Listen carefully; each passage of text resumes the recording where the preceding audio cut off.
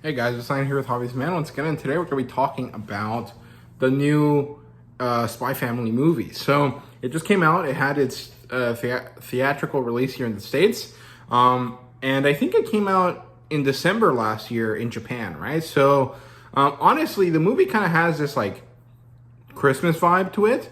So it was a little bit weird in that sense, but otherwise it was a really enjoyable movie. So I wanted to talk about it today. So yeah. Today is Tuesday. I watched the 5:45 show here at one of my local theaters. I went with one of my roommates, and it was basically empty. It was like us and 4 other people in the theater, which on one hand sucks because it means that it wasn't a very popular showing, at least at that theater, right? I think it was much more popular in other theaters. And on the other hand, it's quite good because it was wonderful to basically be the only person in the theater. Like, that is a very cool experience. You know, the sound is a little bit louder because there's less people there to dampen it. So maybe it's not the best sometimes. Sometimes, you know, depending on the mixing, it's a bit much. And it was really nice. It was a great movie. I had a fun time with it. It was really cool to be one of the few people there. And honestly, it happens quite a bit with anime movies. So I hope that doesn't end up being a problem in the future, right? Because when I went to see Film Red, I watched it 2 or 3 times in the theater. The first time there was quite a few people, and then the other 2 times that I went, if I remember correctly, there was basically no one else except me. And, you know, that's a little bit, disheartening, right? But, you know, like the My Hero Academia movies, every time I've ever been to one of those, they always had a lot of people, so it is what it is. Except for the last one, the third one. But again, I went to the same theater that I went to today, so I think that theater is just in an area that doesn't have enough young people, but it's a theater I like because it's rarely ever full, right? So, yeah. Also, I went to Cinemark, and they gave these out. Well, they have them there at the stand before, like the ticket booth or after the ticket booth when you show your tickets to get into the actual rooms, right? So they had this. So if you go to a Cinemark, actually, if you go to any movie theater, you should check if they have, you know, a postcard or a poster or something, because they might do. This one says 2023 Spy X Family, the movie project. Tatsuya, Endo, Shueisha, not for sale, in tiny text right there. And then it's just a picture of the logo plus Anya reaching for some Stellas, right? So yeah, it's a really cute little thing. And I actually ended up grabbing quite a few of them because there's no one, you know, at the station. And it's nearly the end of the theatrical run, so I just grabbed a few. So I have like 4 or 5 of them.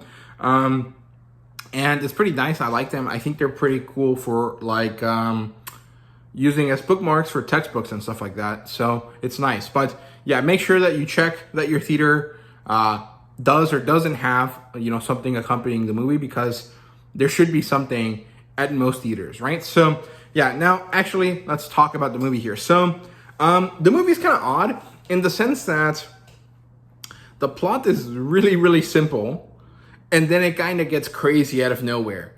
And it all fits and works, right? But it does kind of have a lot of like it feels like it's going to be like a little bit of a slice of life thing, and then it like ramps up to an action movie. And it was really fun and enjoyable. But it wasn't really what I was expecting. Like, either one of those wasn't really what I was expecting. But then again, that's more or less what Spy Family is, right? So I should have expected it. And so basically the point is Anya has been assigned a project. She has to come up with a recipe because the next week, you know, they get assigned this on Friday, and on Monday of the next week, they will have a special cooking class where they have to make something, a dessert for the principal, and then the principal's going to pick the best one, right? And so Lloyd, because he's doing Operation Strict still, figures out, okay, this guy loves this thing. They call it Mara, which is actually just baked Alaska, or it looks just like baked Alaska. And he's like, okay, he likes it from this specific place, so let's go to this place, which is in this other country. So they're in Estonia, and they want to go into Frigis, which is kind of like a Russia type place, right? Something like that. And so they go to this place, and they go to a little kind of town in the middle of nowhere, like where the Red Baron is from, I think, because they have like a special thing for a dude that was really good at dogfighting. and he has it's a special airplane that's yellow, not red, yellow, but I feel like it was very similar to the Red Baron. And they go to this little town in the middle of nowhere. They go to a specific restaurant called Rubble and Bonds, and then they try to get the Maramara dessert there so that they can kind of figure out, how this is supposed to taste like, so that on Monday, Anya can make something similar to it and hopefully get a Stella out of it, right? However, it all kind of goes to shit really quickly because as they're about to eat this dessert, a military guy shows up and commandeers the dessert away from them, right? And this sets up the villain. So this guy is the bad guy. And before this happened, there was kind of two separate B plots that were established. One is that Yor thinks that Lloyd is cheating on her because she saw him interacting with Nightfall in a way that looked romantic, and she's kind of upset about it because she thinks that there's going to be trouble between her and Lloyd because of it, right? Like she's upset and jealous to an extent because I think that she is starting to like Lloyd at this point, and also she's upset because this jeopardizes her situation, right? She's kind of in a precarious spot. And so throughout the whole movie, she's interpreting things that Lloyd does as signs that he's cheating on her, right? Emotionally or whatever. It doesn't really work because they're not really in a relationship, but, it works for the sake of the movie and for these characters. It makes sense, right? And the other B plot is that Anya ate a chocolate that actually had critical mission information in a little microfilm thingamabobber that she accidentally ate when she ate the chocolate, and so she is in danger, right? And then throughout the movie, this kind of coalesces into them getting on this like blimp, or a warship, kind of like the Hindenburg, and then having to have like a Captain America type battle in the sky in order to get rid of this bad guy, save Anya, and get the microfilm, right?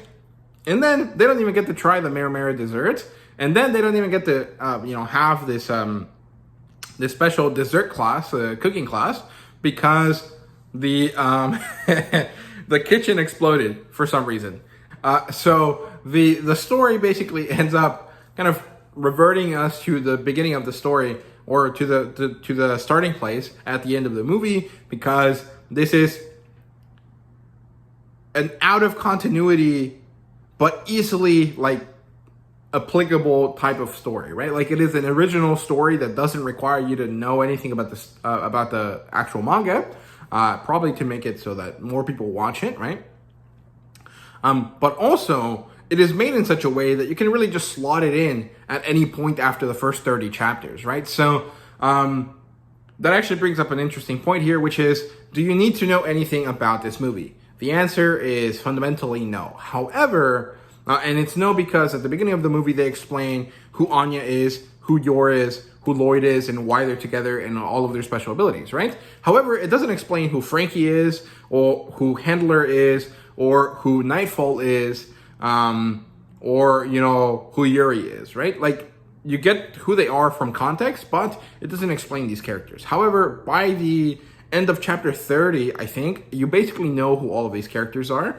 So I would recommend that you read up to chapter 30 of the manga before watching this, which I think is actually like the first 10 episodes of the anime, to get like the most out of it, because that way you'll know exactly who the characters are, and you won't be bogged down in the idea of like, oh, who the fuck is this? Why are these characters here, or why are they important, right? And so you don't really need it, but I think it helps, right? And I think that is kind of true for most of these types of movies. The characters, the bad guys, are one-offs. The supporting cast is also one-off characters, besides the ones that I already mentioned, that kind of show up here and there for kind of flavor, more or less. And the plot line is essentially circular, right? It starts here and then it goes around and ends here. However, the adventure is quite good, and there is kind of like an emotional plot point here that is pretty relevant and you can kind of apply to the actual story, right? Which is Yor thinks that she's a bad wife, Lloyd proves that she's not, and also Anya and Lloyd's relationship grows a little bit in the sense that Lloyd understands Anya a little bit more thanks to Yor interpreting Anya's actions a bit, right? And so overall, I think it's a phenomenal movie. I think it's a really enjoyable movie. I think it was really fun. There was some really weird stuff that was hilarious. Like, for example, one of the plot points that I mentioned earlier is that Anya ate this chocolate and so actually ate this microfilm thing, right? The thing is that that means that she has to poop it out, right? But she doesn't want to because while she was in the ship trapped with the really big military bad guy, he told her, as soon as you're done pooping, we're gonna get rid of you, right? And so she has to hold it in, and she holds it in so long that she starts hallucinating. And so there's this crazy moment where the art style changes, and then Anya envisions herself or has like this delusion where she's talking to the poop god. And it's this like Sun Wukong type guru guy that takes her on this adventure to get her to poop. And it's really ridiculous. And I was like very sussed out initially. And then I started laughing because it was hilarious, right? So that's a plot point in like a situation that's ridiculous and stuff. And there's a few different things like that as well, right? But ultimately, kind of like the action part of the story is more or less like James Bond plus the Black Widow end up fighting, Red Skull and a kind of like Winter Soldier type character, right? But this character is not really like the Winter Soldier completely. He's more like Terminator or RoboCop. Like it's a character that has this crazy like body armor thing. He's like an android, and he kind of looks a little bit like Anakin Skywalker, and he has a little bit of a Darth Vader mask as well. But ultimately, he is kind of like this this like RoboCop, Terminator type character. And there's even this scene that seems very similar to, I think it's Terminator 2, right? That's the one where they're in the factory that's like on fire, right? I think so.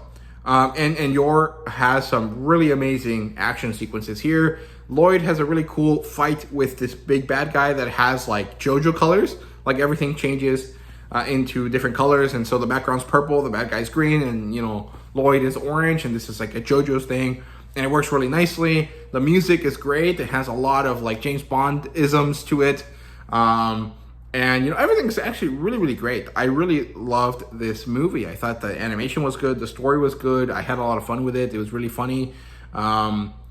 Honestly, also because I've never really watched the anime. I've only read the manga.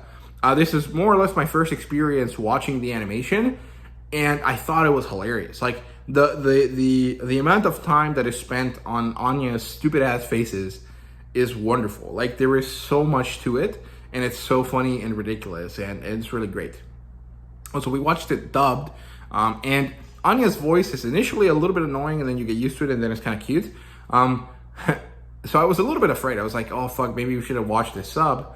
But it all worked out really well. I like all of the characters. Yor's kind of difference between when she's the Thorn Princess and when she's herself is quite cute, and actually really powerful. Like she does a really good job with that. And Lloyd in general is quite good. So I like all of these characters. I like the story. I had a fun time at the movies. I recommend you guys watch this. It's pretty phenomenal, right? So those are my kind of rambly, kind of unscripted thoughts here. I literally just came home, changed, and then sat down in front of this to kind of tell you guys about this movie, right? So hopefully I'll be able to get this out before the end of tonight. And that means we'll have 2 videos out for a while, every day, more or less. I think so, yeah. And hopefully that helps me catch up because I'm pretty far behind in terms of reviewing stuff, right? So yeah, there you go. Hope you guys enjoyed. Let me know what you thought. Have you watched this movie? What do you think about it? Let me know down below. Thank you guys so much for watching. See you guys later.